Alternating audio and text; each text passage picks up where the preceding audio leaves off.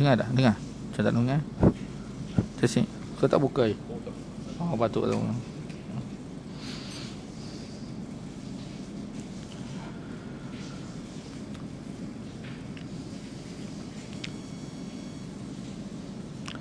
Assalamualaikum warahmatullahi wabarakatuh. Alhamdulillahi rabbil alamin. Wassalatu wassalamu ala asyrafil anbiya'i wal mursalin wa ala alihi wa sahbihi ajma'in. Rabbi syrah li sadri wa yassir li amri wahlul 'uqdatam min lisani yafqahu qawli. Subhanaka la ilma lana illa ma 'allamtana innaka antal alimul hakim. Wala hawla wala quwwata illa billahil aliyyil azim. Amma ba'd. Qala Allah subhanahu wa ta'ala, a'udzu billahi minasy syaithanir rajim. Ya ayyuhalladzina amanu taqullaha wal tanzur nafsum ma qaddamat lighadin wattaqullaha innallaha khabirun bima ta'malun. Allah berfirman, ya ayyuhalladzina amanu taqullaha, wahai orang-orang yang beriman, bertakwalah kamu kepada Allah Subhanahu wa taala. Wal tanzur nafsum ma qaddamat lighad, dan hendaklah setiap manusia itu melihat, memerhati dan juga merenungkan apa yang dia telah sediakan untuk hari esok dia. Ya. Jadi dalam ayat ni, ayat 18 ya, surah Al-Hashr, surah yang ke-59, suratul Hashr, ayat 18. Allah Subhanahu wa taala memberi peringatan kepada kita supaya kita merenung, kita melihat, memerhati ya, apa yang telah kita sediakan ya untuk hari esok kita. Yang dimaksudkan hari esok ni kalaulah hari yang kita lalui, hari biasa ni, ya, hari-hari seminggu tu lah, hari-hari mingguan tu. Hari esok tu bermaksud esok lah, hari ni, lepas tu besok. Ya, hari ni hari Khamis, besok hari Jumaat. Ya, itu hari-hari yang kita lalui biasa ni lah. Kemudian kalau sekiranya besok itu merujuk kepada perjalanan hidup kita, perjalanan hidup kita ya, maka hari esok yang kita fahami di sini iaitu hari selepas daripada kehidupan kita di dunia ni.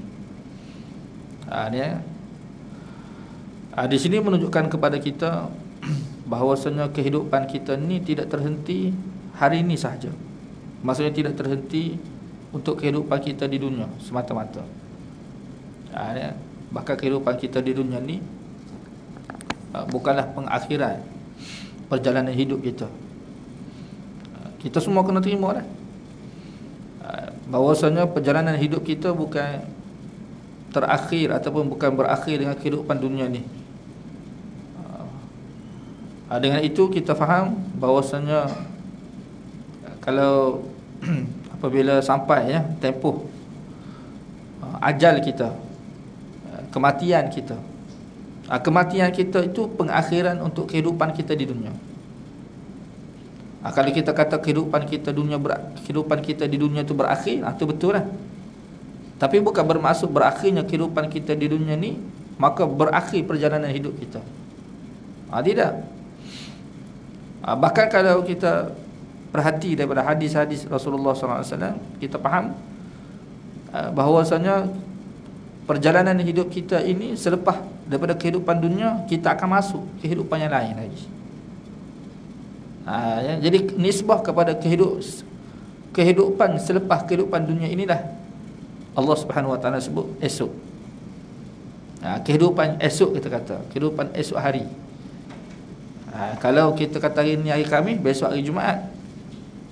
Kehidupan selepas daripada kehidupan yang kita lalui sekarang ni. Jadi kita sebelum ni kita berada di alam rahim, kan? Sebelum tu kita berada di alam arwah. Semua tu perjalanan tu bermula daripada alam arwah, masuk kita ke alam rahim, kemudian masuk pula kita sekarang ini kita melalui alam dunia, saya kata. Dan akan datang ni, apabila sampai tempoh masa yang ditetapkan oleh Allah Subhanahu Wa Taala, kita akan masuk alam akhirat, kita panggil, ataupun alam barzakh. Ni ya. Jadi alam barzakh itulah yang kita sebut sebagai hari esok. Dan Allah Subhanahu Wa Taala memberikan peringatan kepada kita supaya kita fikir, kita renung. Jadi apabila Allah perintah kepada kita, bagi peringatan pada kita supaya kita fikir, kita renung, maka kita kena fikirlah. Kita kena renunglah. Tidak boleh kalau kita tidak fikir. Tidak boleh kalau kita tidak fikir, tidak renung. Ni ya. Tak boleh lah, kita kena fikir. Kita kena fikir untuk hari esok kita. Seperti mana kita fikir untuk hari tua kita ni lah. Tak boleh kalau kita tidak fikir. Tak boleh, kena fikir. Sebab tu sebahagian manusia dia fikir sekarang ni kan, sekarang dia fikir dah apa yang patut dia buat untuk hari tua dia. Bila dia tua nanti, apa yang patut dia buat?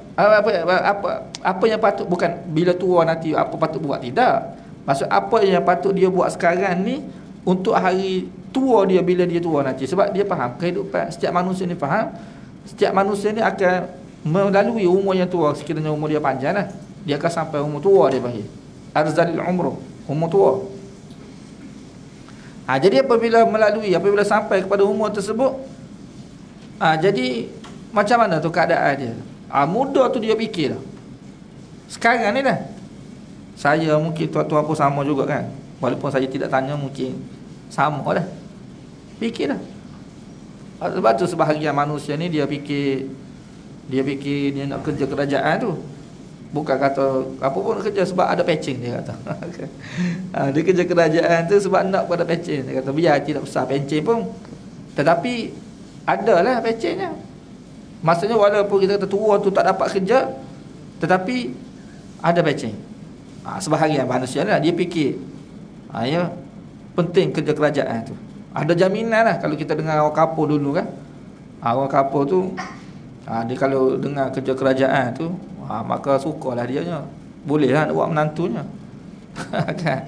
Tapi kalau tidak, mana susah. Contohlah, tapi sebahagian manusia dia tidak suka kerja kerajaan. Dia kata lambat kaya, contohnya. Lambat kaya kerja kerajaan ni, maka gaji bila nak kerja tawan. Tu dia kata buat kerja sendiri. Kerja sendiri, okay. Ataupun cari kerja swasta, company gergasi, yang bonus dia pun dekat 500,000 dah, contohnya. Kan? Dia kata biar tidak ada PC pun asal duit banyak. Semua tu dilakukan oleh manusia tu untuk apa tu? Dia fikir untuk hari tua dia, hari ketika mana dia tua. Bahkan kadang-kadang kita tengok orang-orang yang sudah berumur sekarang kan, apa yang dia sampai sekarang tu daripada apa yang dia fikir sebelum ni, 20 tahun yang lepas, 30 tahun yang lepas. Sekarang ni dia lalui lah, sebab dia dah fikir lama dah. Jadi kejayaan yang berjaya tu, yang kemudiannya dilalui oleh manusia ni, hasil daripada dia fikir dulu. Dia fikir dulu. Itulah. Cuma bezalah, pemikiran manusia tu berbeza.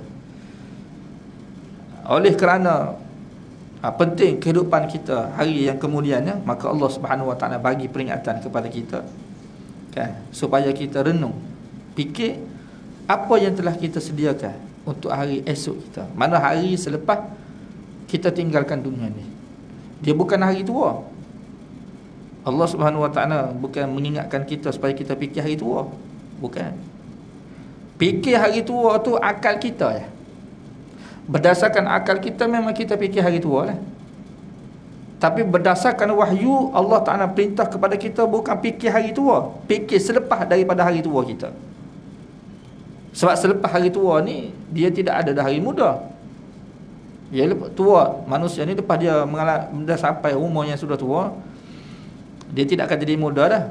Selepas tua ni, lepas tua kan mati dah lah. Ada lah. Jadi Allah Subhanahu Wa Taala daripada wahyu ni Allah perintah kepada kita supaya fikir selepas daripada mati ni. Ni kehidupan kita selepas mati. Bekalan dia panggil, bekalan. Maksudnya apa yang telah kita sediakan untuk kehidupan kita selepas mati ni. Jadi persoalannya kita nak sedia apa? Kan? Wal tanzur nafsum ma qaddamat lighadin. Hendaklah setiap manusia renung, fikir apa yang dia telah sediakan untuk hari esok dia selepas dia mati. Jadi persoalannya kita nak sediakan apa dia? Adapun yang kita fikir, kita sediakan duit, sediakan patching, sediakan rumah ke, aset ke, itu bukan untuk hari selepas mati tu. Itu hari sebelum mati.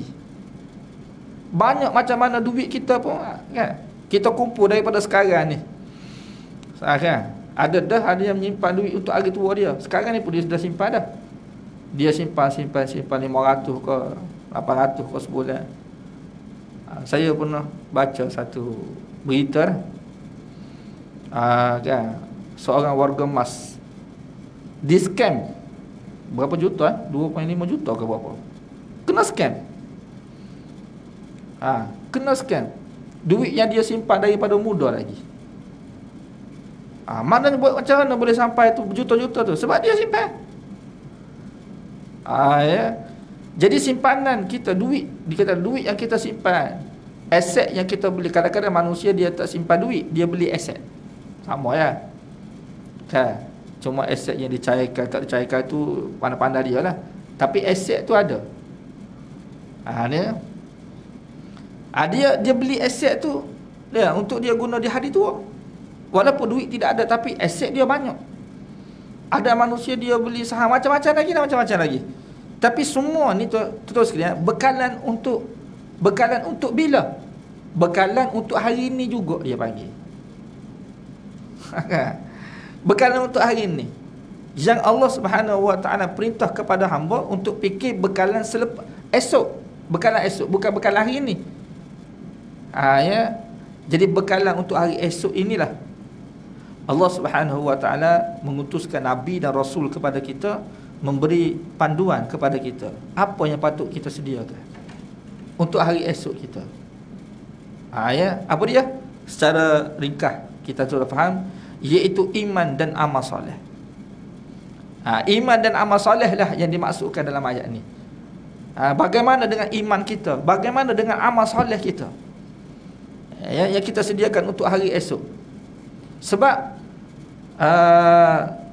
yang berguna kepada kita untuk hari esok kita adalah iman kita dan amal soleh kita. Dia bukan harta yang kita kumpul. Walaupun harta yang kita kumpul itu bertimbun-timbun, kita kata kan, 60 juta duit kita simpan. 60 juta duit kita simpan tu faedah dia bila? Faedah dia kita guna tu untuk bila kita guna? Untuk hari ni ke untuk hari esok? Kan? Duit kita yang kita kumpul juta-juta ni kegunaan dia untuk hari ni. Hari ni tu mana hari kita sebelum kita mati. Tak kira lah umur berapa sekalipun. Umur 60 tahun ke 70 tahun ke 80 tahun ke. Kalau kita kata 80 tahun pun hari ni lagi. Dikira hari ni lagi. Selagi mana dia berada pada hari ni, berfaedah lah duit tersebut. Tapi apabila dia mati, dia sudah masuk hari esok. Bila masuk hari esok, jadi duit dia tu tak berguna dah. Tidak boleh guna dah. Walaupun dia kata untuk digunakan sikit ke, tak boleh. Sikit pun tidak boleh.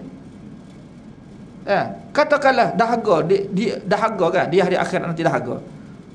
Nak beli air dengan duit dia 60 juta. Boleh ke? Tak boleh. Walaupun duit kata 60 juta sekali pun. Nak beli air kita kata air masuk, nak minum dekat, tak boleh. Mana tak berguna, sikit pun tidak berguna. Kan? Jadi yang akan berguna kepada kita, memberi faedah kepada kita, kita kata bekalan kita. Untuk kehidupan kita di sana, iaitu iman dan amal soleh. Iman dan amal soleh ni pula kita nak cari bila? Nak kumpul tu bila? Amal tu, iman dan amal soleh kita nak kumpul bila?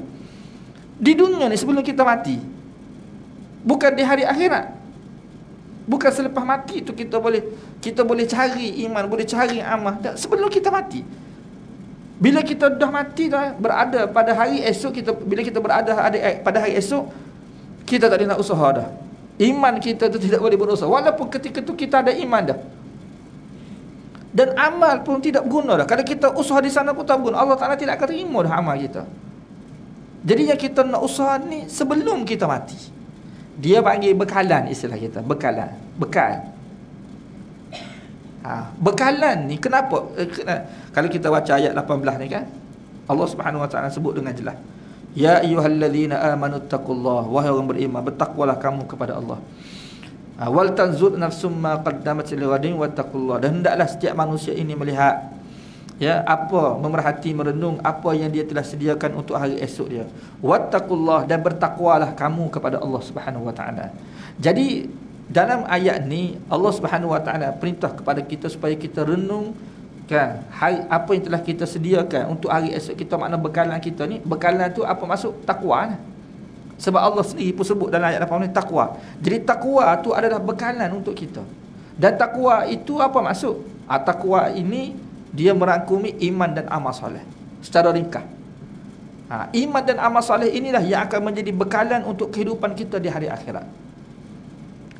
Ni bukan untuk kita saja, semua manusia lah, semua manusia. Iman dan amal soleh. Maksudnya kalaulah di dunia terdahulu dia ada iman, dia ada amal soleh, maka di hari akhirat dia akan, maksudnya itulah bekalan dia. Kalau iman tidak ada, amal soleh tidak ada, bermaksud di hari akhirat nanti dia tidak akan ada bekalan dia. Bila bekalan tidak ada, terusnya bila bekalan tidak ada, jadi apa yang akan berlaku pada manusia? Kan? Jadi untuk kita faham bekalan ni kan, di antara dalil kudrat Allah Subhanahu Wa Ta'ala ni, dia gini, dia cipta kita ni sebagai manusia tu. Allah Subhanahu Wa Ta'ala dia cipta kita sebagai manusia kan. Dan manusia ni di antara sifat lah, sifat kita sebagai manusia ni, salah satu daripada sifat manusia ni, dia mesti kena bergerak. Manusia ni jenis makhluk yang mesti kena bergerak. Tak boleh kalau tidak bergerak dia ni. Dia tidak akan boleh, manusia ni dia tidak boleh hidup dengan tidak bergerak. Dia mesti kena bergerak. Hatta dalam keadaan dia masih kecil tu, dalam keadaan dalam kandungan ibu dia pun dia sudah bergerak dah di situ. Betul ibu yang mengandung kan, dia faham lah. Ayah tidak mengandung pun faham juga. Dia faham, maknanya bila bayi kan, dia akan rasa tu pergerakan. Kalau di scan, dilihat tu, tengok tu bayi tu bergerak. Kalau tidak scan pun boleh rasa tu. Tangan bergerak, kaki bergerak. Nak bagi tahu manusia tu dia mesti kena bergerak. Walaupun dalam keadaan dia lemah sekalipun, dia mesti kena bergerak. Dia bukan jenis makhluk statik seperti itu, tidak. Itu pergerakan yang berlaku pada manusia. Ni saya nak cerita ni. Ya. Kemudian apabila dia lahir kan, sebagai bayi, dan ketika tu pun dia mesti kena bergerak juga. Bayi dia tidak boleh tak bergerak, mesti kena bergerak kan. Kalau kita bedung dia pun dia akan bergerak ni. Dia cuba nak keluarkan tangan dia, kaki dia nak bergerak ni. Ni kan. Tu yang tergolek-golek kadang-kadang pun. Bayi pun boleh tergolek juga dia, sebab dia mesti kena bergerak, sifat tu. Cuma pergerakan dia terhad lah, sebab keadaan dia masih bayi. Tapi bila dia sudah besar, remaja contohnya, kanak-kanak remaja, pergerakan itu akan jadi lebih jauh lagi. Dulu dalam rumah saya, keluar rumah dah, pergi ke padang dah, main bola dah, jauh sikit. Bila dah besar lagi kan, jadi seorang dewasa, kita kata semakin banyak pergerakan tu, semakin jauh. Maksud kita nak bagi tahu perjalanan kita tu kan, manusia sendiri dia akan melalui perjalanan tu. Perjalanan tak kira lah perjalanan sama ada dekat ataupun jauh. Daripada rumah pergi ke pejabat, daripada rumah pergi sekolah, daripada rumah pergi, di mana dia melalui perjalanan tersebut. Kalau dah ada duit banyak apa semua pula kan, duit pun dah lebih, kita kata, dia pun pergi melancong luar negara pula. Kenapa tu orang pergi luar negara kan, Switzerland lah ya, London dah dia pergi. Kenapa tu dia pergi? Kadang-kadang tak ada apa-apa pun saja nak tengok bunga. Nak tengok bunga je. Kan? Nak tengok apa panggil kan? Apa? Nak tengok apa? Nak tengok rupuk comel. Rupuk comel. Switzerland tu kan, rupuk comel warna hijau. Puas hati dah. Jadi dia adakan perjalanan tu. Allah Subhanahu Wa Taala adakan sesuatu yang boleh menarik manusia untuk dia pergi ke sana. Kan? Jadi bila kita nak menempuh satu perjalanan ni, kan? Di antara perkara yang penting yang mesti kita nak kena ada dalam perjalanan kita, apa dia? Bekalan. Kan, bekalan. Ya. Kalau tidak ada bekalan, dia tidak akan boleh berlaku perjalanan. Kan? Manusia tidak akan boleh berlaku perjalanan. Contoh kalau saya nak balik kampung daripada Kelantan, nak balik daripada KL nak balik Kelantan tu, Pasir Putih kan. Boleh balik tak kalau tidak ada duit? Tak boleh. Dia tidak akan boleh balik. Ada pun kan. Kita kena hamba Allah Subhanahu Wa Taala bertahun dah dia tak balik sebab duit tak ada. Bukan duit tidak ada, duit tak cukup nak balik. Jadi dia tidak akan boleh balik sebab tak ada duit. Kan? Tak apalah. Kan? Tetapi kalau keadaan manusia tu dia perlu balik, dia kena balik tapi duit tidak ada. Macam mana? Dan dalam sesuatu perjalanan tu penting. Ya, kita kata duit tu maknanya bekalan untuk kehidupan kita di dunia ni. Makna duit lah. Duit lah. Betul sini.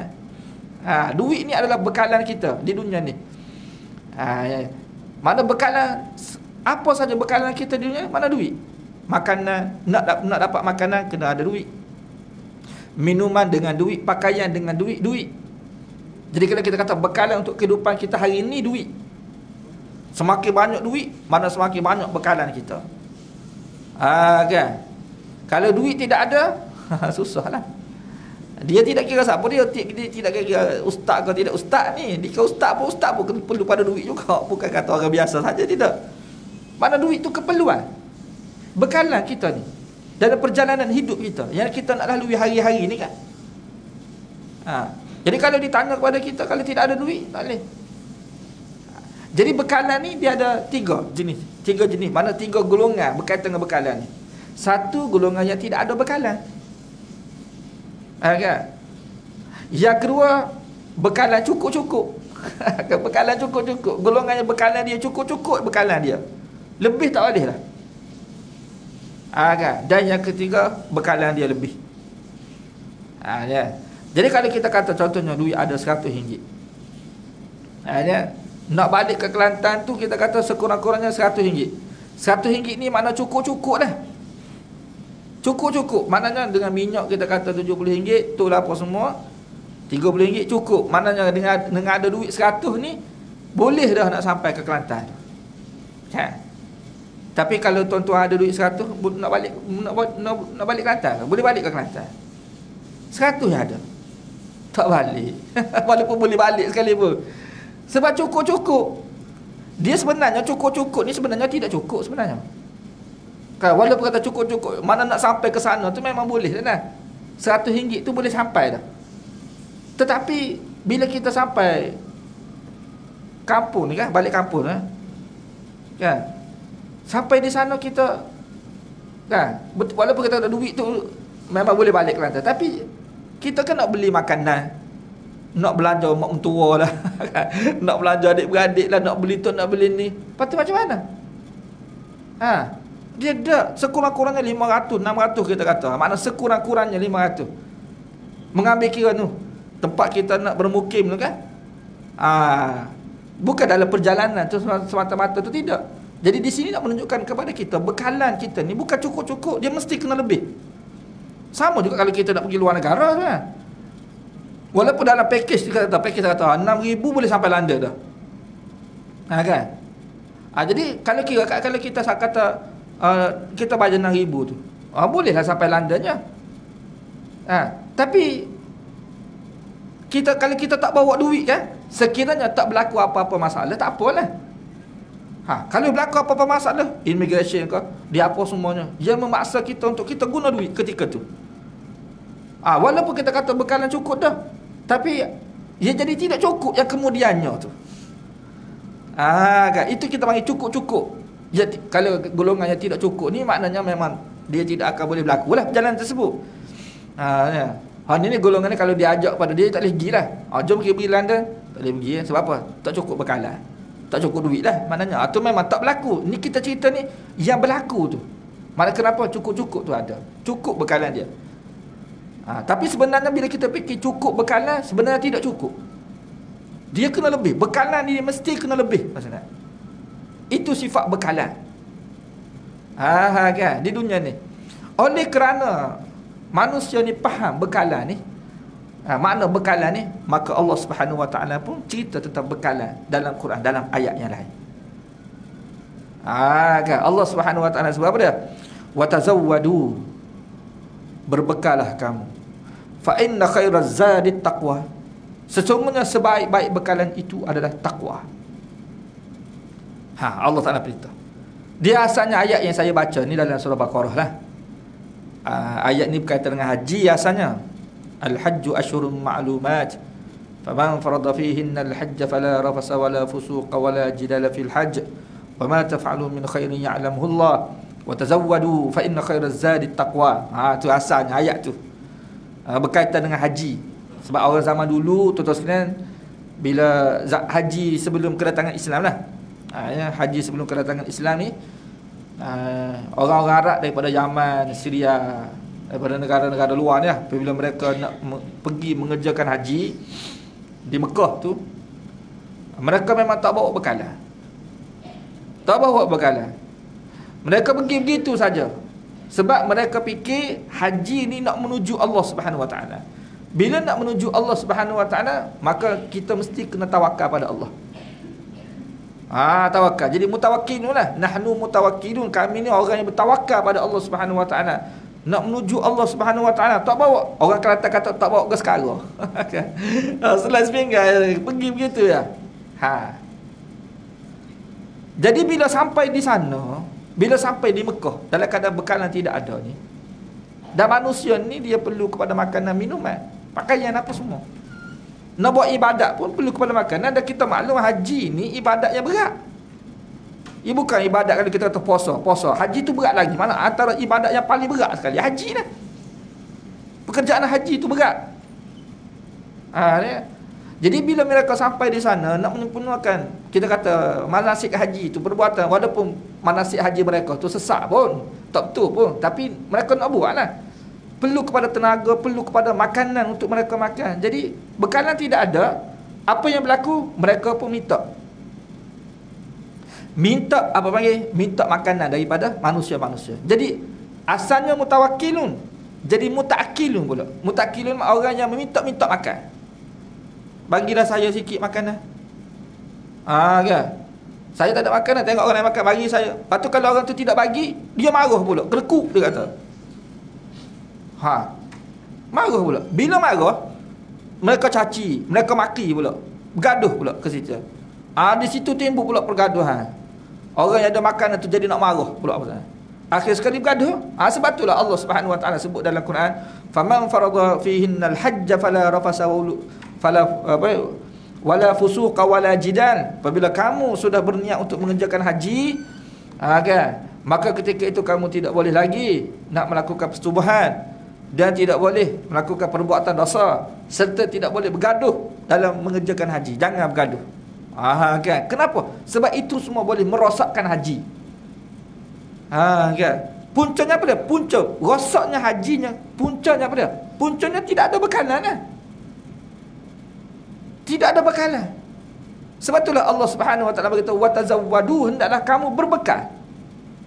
Bila kamu nak buat sesuatu ni, hendaklah kamu berbekal. Kamu nak pergi haji, mesti kena ada bekalan. Daripada sinilah ulama-ulama fiqh menetapkan terusnya dalam rukun haji ni, ada pun kita kata perkara haji ni, kan, salah satu antara kita kata syarat utama dalam nak mengerjakan haji ni, iaitu mesti kena ada bekalan yang cukup.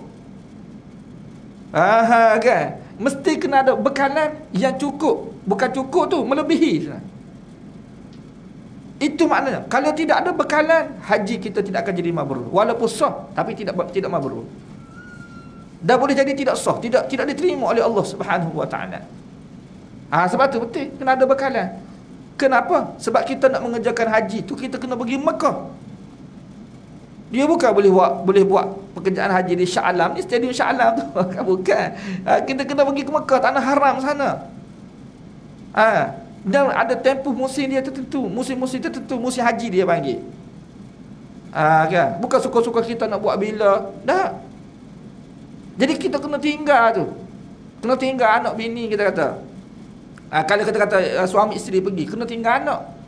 Patut anak tu nak tinggal kepada siapa dia? Kalau ada anak, tinggallah kepada penjaga tu, pak saudara ke adik-beradik ke. Patut tinggal tu tinggal saja-saja ke? Kan? Tinggal saja-saja ke nak jaga anak kita tu? Anak pula masya-Allah. Ya. Ada faham sendirilah. Nak jaga anak kita tu. Kalau kita tak bagi upah kepada penjaga tu pula, penjaga tu terasa hati nak jaga anak kita ni, penat apa semua, upah pun tak padan. Jangan kena ambil kira semua tu. Penjaga bekalan untuk anak kita pula. Walaupun berdua pergi haji. Ada ni saya cerita ni sebab ada manusia ni dia nak pergi haji. Dia bolehlah pergi haji berduanya, tapi anak dia 4-5 orang tu tinggal kepada adik-beradik dia. Hok jaganya betul lah, kakak dia jagakan. Tapi kakak dia ni nak mahal. Anak dah 5 orang campur dengan anak dia sepupu dengan 10 orang dalam sesuatu rumah tu. Upah tak bagi. Upah tak bagi kira adik-beradik. Dah kan? Lepas tu duk makan hati. Duk makan hati ni hok jaga ni. Lepas tu mabrur ke haji kita? Jangan. Sebab tu kena ada bekalan yang cukup dan nak mengerjakan haji. Kan? Jadi oleh kerana pentingnya bekalan ini, ya, maka Allah Subhanahu Wa Taala dia bagi lagi satu peringatan kepada kita sebagaimana pentingnya bekalan dalam perjalanan hidup kita, begitu juga pentingnya bekalan dalam perjalanan hidup kita di hari akhirat nanti. Di dunia apa penting? Kan?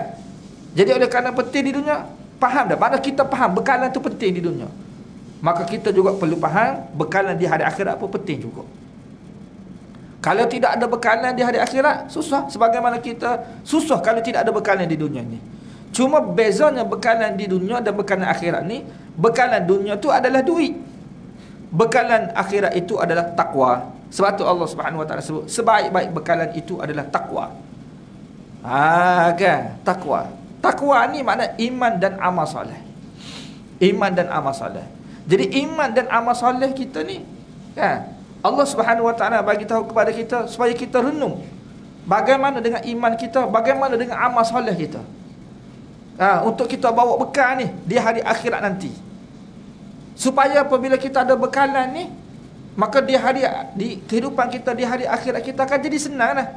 Seperti mana senangnya kehidupan kita di dunia ni kalau kita ada duit. Saya sebelum ni banyak kali dah saya sebut, tapi tak apa, saya suka sebut lagi tu sebenarnya.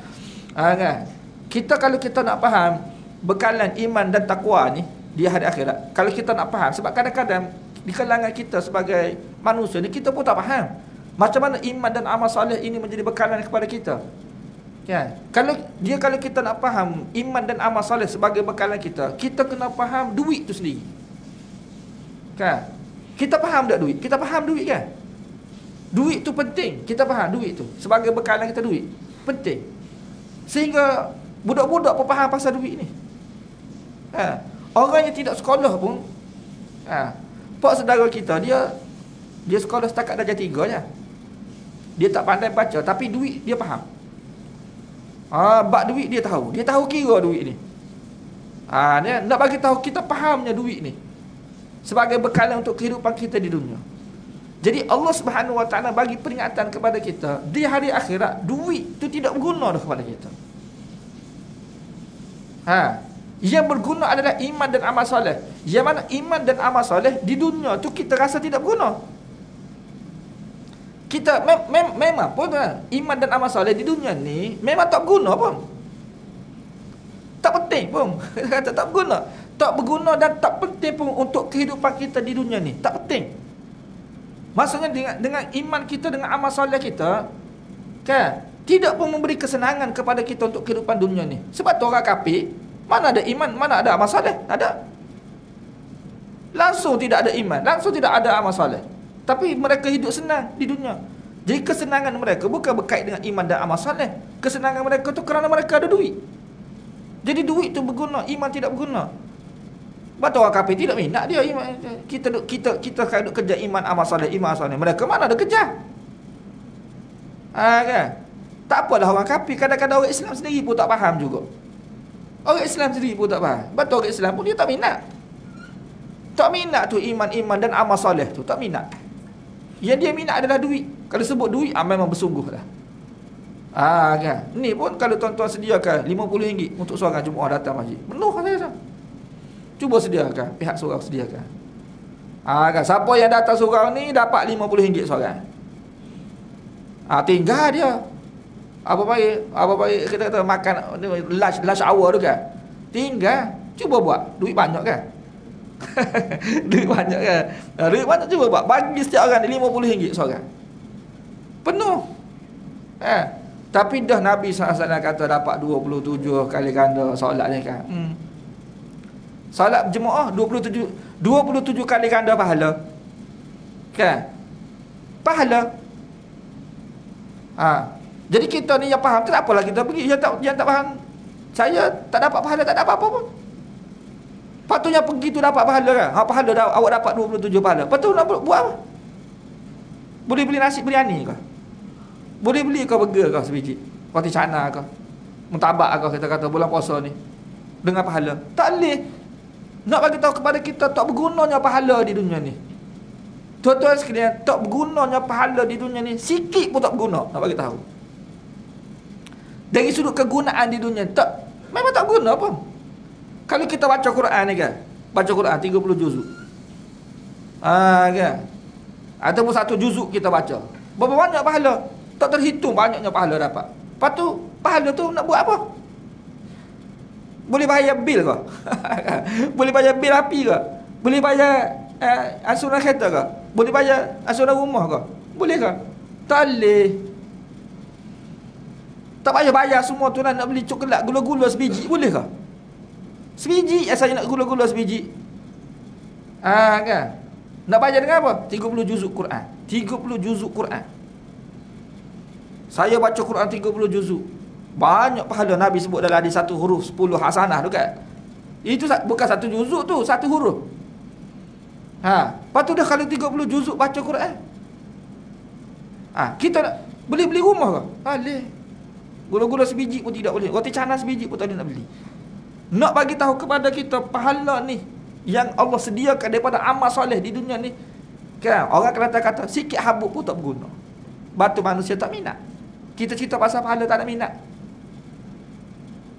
Jadi kita kena ingat untuk hari esok ni, hari selepas kita mati, terusnya kan, sesuatu yang kita rasa tak berguna tu kan, amal soleh iman yang kita rasa sikit pun tidak berguna, ingatlah ketika tu dah, ni dah iman dan amal soleh ni berguna pada kita. Berguna, sungguh-sungguh berguna di hari akhirat ni, kehidupan kita selepas mati ni kan. Dan duit yang kita duduk kerja, duduk kupur tu kan kan, di dunia terdahulu sikit abuk pun tak berguna di sana. Yang jadi terbalik. Kehidupan dunia ni, duit amat berguna pada kita, pahala tidak berguna. Bila kita sampai, kita mati, kita masuk hari akhirat, ketika tu kita akan faham kan, pahala yang kita rasa tidak berguna, pahala tu yang amat berguna kepada kita. Dan duit yang dulu kita rasa berguna, sikit habuk pun tak berguna. Kalau kita ada 60 juta, 30 juta, 30 bilion, dengan 30 bilion kita bawa mati, nak dapat segelas air pun tak boleh. Kan? Siapa yang cipta kehidupan seperti ini? Allah Subhanahu Wa Taala. Kan? Sebab tu kalau kita baca dalam Quran, Allah Subhanahu Wa Taala cerita ramai manusia ni kan, bila dia mati dan dia berada di alam barzakh, dia berada di hari akhirat, di antara penyesalan mereka ini semua adalah mereka nak kembali semula ke dunia, nak beramal soleh. Ya dulu mereka rasa tak penting amal soleh. Qala rabbirji'un la'alli a'malu salihan fima taraktu kalla innaha kalimatun huwa qailuha. Kan? Mereka doa pada Allah Subhanahu Wa Taala, ya Allah, pulangkanlah semula aku ni ke dunia. Aku nak mengerjakan amal-amal soleh yang aku tak buat dulu. Dalam Quran. Mereka minta bila tuan-tuan sekalian, guru kita bagi tahu, kalau kita mati, saya dan tuan-tuan mati sekarang, contoh kan.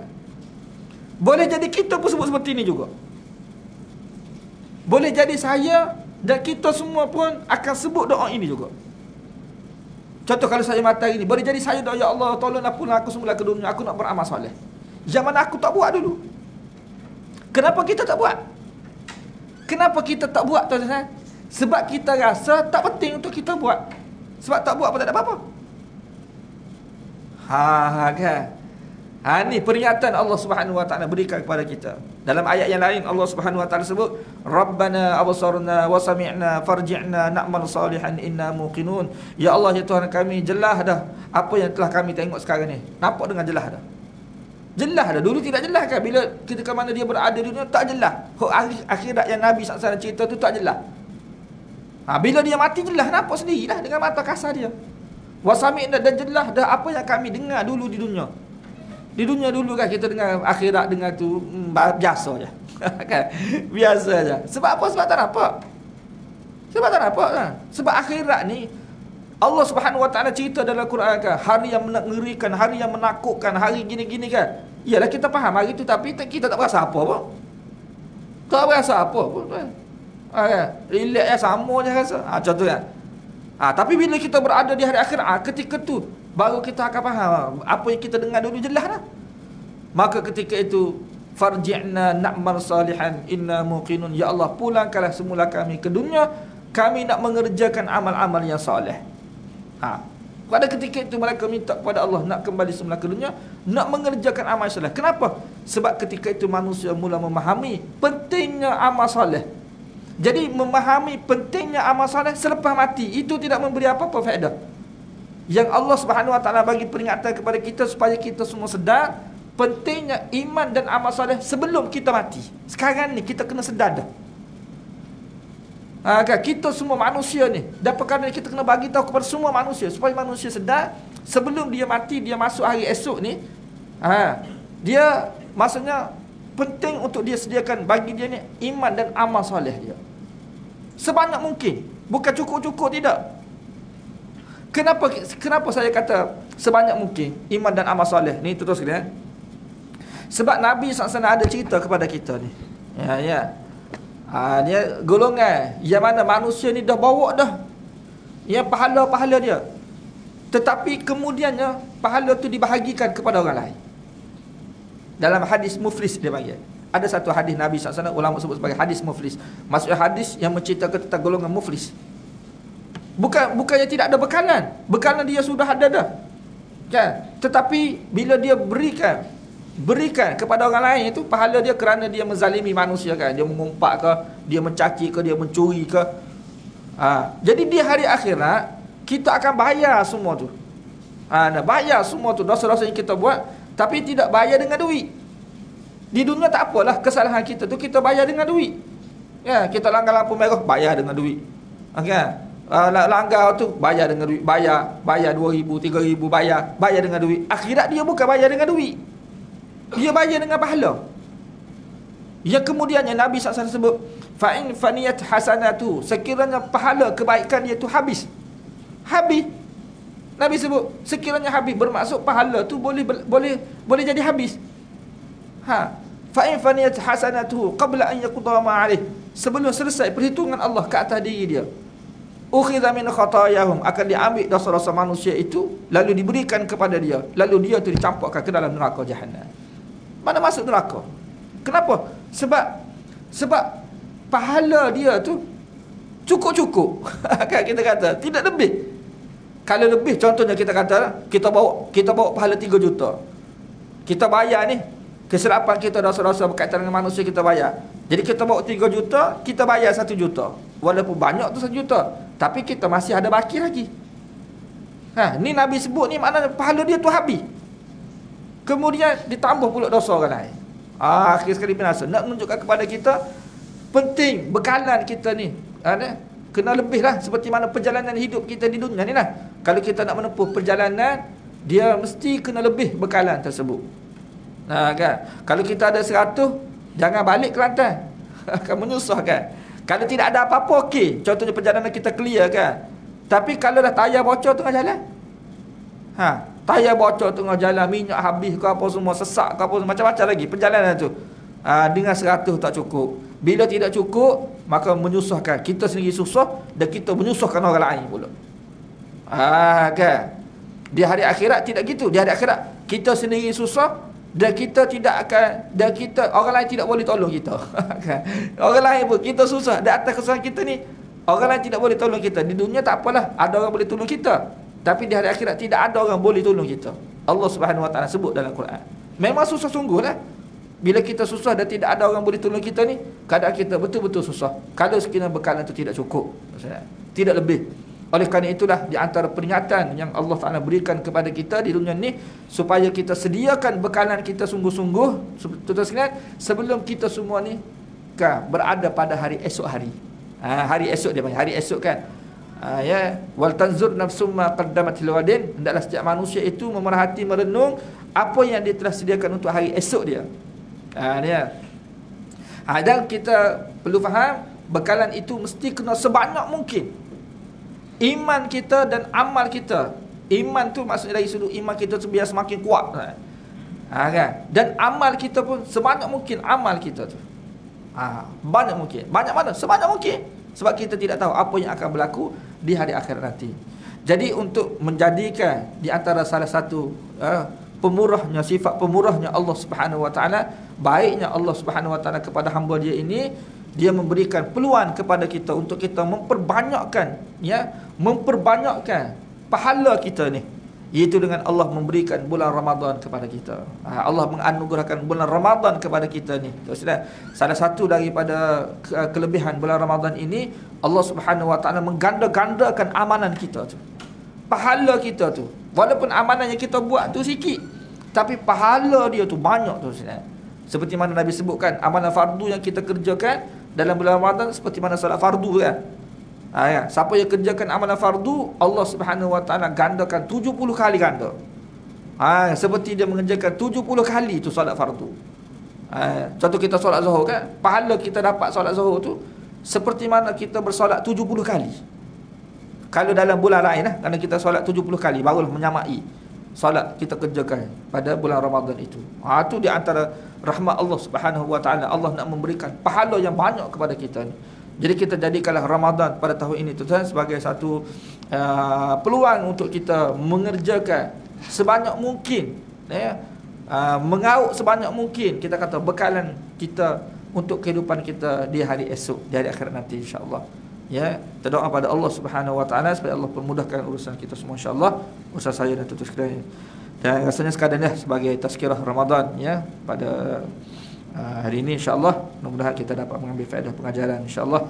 Sekian saja untuk petang ini, wabillahi taufiq wal hidayah. Assalamualaikum warahmatullahi wabarakatuh.